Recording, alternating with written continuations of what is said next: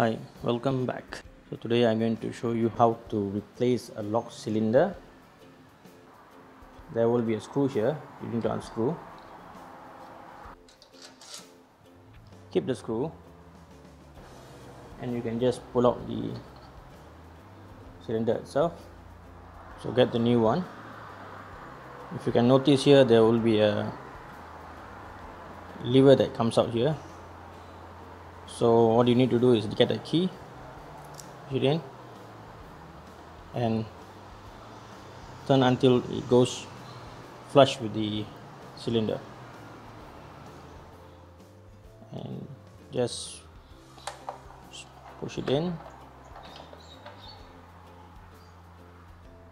Try to use back your old screw, as the new screw might be longer or shorter. In this case, the screw is shorter. Slot in the screw.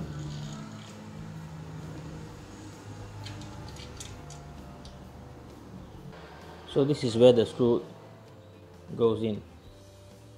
So try to push in and out so that the screw sits on the screw thread.